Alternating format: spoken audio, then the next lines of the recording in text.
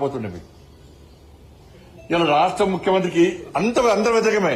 రైతులు వ్యతిరేకమే, ఉద్యోగ వర్గాలు వ్యతిరేకమే, యువత వ్యతిరేకమే, మహిళలు వ్యతిరేకమే, తాతమ్మలు అమ్మమ్మలు వ్యతిరేకమే, విద్యార్థులు వ్యతిరేకమే, పేదోళ్లు వ్యతిరేకమే.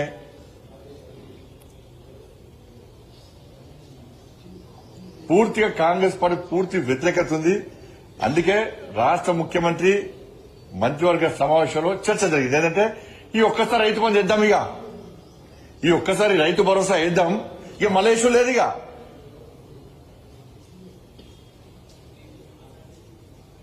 కేబినెట్ లో ఇలా రాష్ట్ర ముఖ్యమంత్రి గారు మిర్యాలగూడ చెప్పిండు మున్సిపల్ ఎలక్షన్ తర్వాత ఇస్తాను చెప్పండి.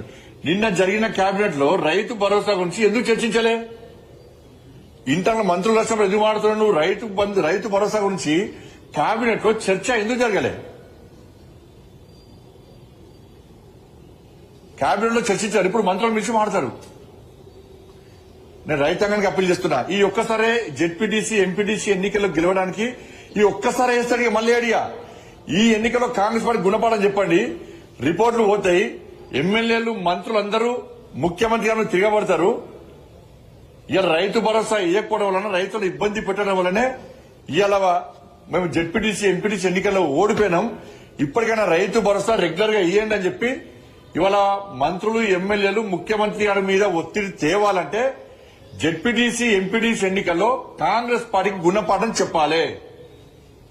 ఇలా రైతు భరోసా వేసి మా తాకిడి తట్టుకోలేక మా భయానికి రైతు భరోసా వేస్తే వేయాలి.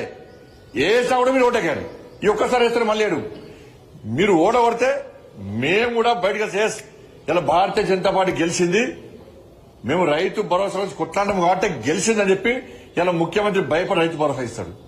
కాంగ్రెస్ పార్టీ ఎమ్మెల్యేలు మంత్రులందరూ కూడా కార్యకర్తలందరూ కూడా ప్రభుత్వం తిరగబడతారు. రైతు భరోసా వేయకపోవడం వల్లనే, సరిగా వేయకపోవడం వల్లనే రైతు తిరగబడ్డారని చెప్పి ఒక గుణపాఠం వస్తుంది. ఎందుకంటే కాంగ్రెస్ పార్టీ ప్రభుత్వం బడిదగించింది. అలా మున్సిపల్ ఎన్నికల్లో గెలిచాం, గ్రామ పంచాయతీలను గెలిచాం. మీరు 2005 ఇవ్వకుండా ఓట్లేసిర్రు, రైతు భరోసా ఇవ్వకుండా ఓట్లేసారని చెప్పి ఇవాళ మితిమీరి ఇవాళ చేసే ప్రమాదం ఉంది. కాబట్టి మీరు జెడ్పీటీసీ ఎంపీటీసీ ఎన్నికల్లో ఈ మాయమాటలు నమ్మకుండా కాంగ్రెస్ పార్టీ గుణపాఠం చెప్పడమే లక్ష్యంగా మీరు ముందుకు వస్తే 100% ఈ తెలంగాణ రాష్ట్రంలో రైతుల విషయంలో రాష్ట్ర ప్రభుత్వం దిగొచ్చి ఆలోచించే అవకాశం ఉందని అప్పీల్ చేస్తా ఉన్నాను.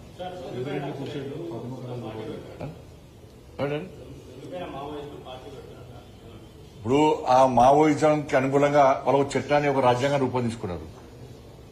వాళ్ళు సపరేట్ వాళ్ళ ఆలోచన. దాన్ని తీసుకుపోయి చెత్తబుట్లో పడేసి బాబాసాహెబ్ అంబేద్కర్ రచించిన రాజ్యానికి అనుగుణంగా ఎవరు పార్టీ పెట్టినా కూడా మంచిదే. ఒకరు పార్టీ పెడతాంటే ఒకరు అడ్డుకునేటువంటి ఆలోచన మూర్ఖత్వ ఆలోచన. అంటే ఆ రాజ్యాంగాన్ని బాబాసాహెబ్ అంబేద్కర్ ఇచ్చిన రాజ్యాంగానికి అనుగుణంగా ఎవరైనా రావచ్చు, ఎవరైనా పార్టీ పెట్టుకోవచ్చు. ప్రజల గురించి మంచి ఆలోచించి ప్రజల విశ్వాసాన్ని చూరగొంటే దానికి ఎలాంటి మాకైతే అభ్యంతరం ఏం లేదు.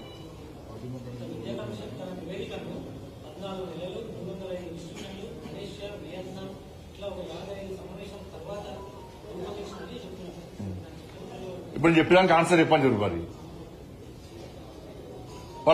వాళ్ళ రిపోర్ట్లా విద్యాశాఖ మంత్రి లేడు, విద్యాశాఖ మంత్రి నియమించాలని రాశారా? మరి ఇది ఏ దేశం చెప్తుంది? ఏ దేశం చెప్తుంది? ఇలా స్కూల్ బిల్డింగ్స్ లేవు, టాయిలెట్స్ లేవు, నీళ్లు లేవు. గురుకులాల స్కూళ్లలో రోజుకో ఫుడ్ పాయిజన్ అవుతుందని చెప్పి విదేశాలకు చెప్పలేవచ్చు. వీళ్ళు ఏం చెప్పినాడు పోయి మరి బ్రహ్మాండంగా ఉంది, మాకు విద్యాశాఖ మంత్రి ఉన్నాడు, స్కూల్ బ్రహ్మాండంగా ఉందని చెప్పినవచ్చు వీళ్ళు వాళ్ళ దేశాలకు పోయి. మరి ఫిన్లాండ్ దేశం పోయినా పోవాలి వీళ్ళు పోయి. పోతే అలా విద్యా ఉపాధ్యాయులకు ప్రొఫెసర్లకు జీతాలు ఎక్కువ, ఆదర్శవంతమైన విద్య అందిస్తున్న దేశంగా పేరుగాంచింది. అది ఓలేవచ్చు వీళ్ళు. మరి తెలంగాణ రాష్ట్రంలో విద్యార్థి సంఘం నాయకులను ఎందుకు విస్మరించారు వీళ్ళు? ఈడ ఉపాధ్యాయ సంఘంలో ఎందుకు విస్మరించారు? గీడ ఏట గాడపోయి తెలుసుకుంటారట వీళ్ళు. లేదా పుండోకాలు అయితే మందోకాలు పెట్టంటున్నారు. సమస్య గీడుంటే ఆ దేశం ఏం చేస్తారు వీళ్ళు?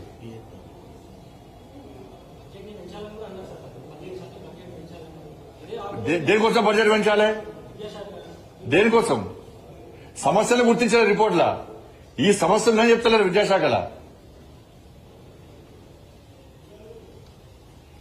ధన్యవాదాలు.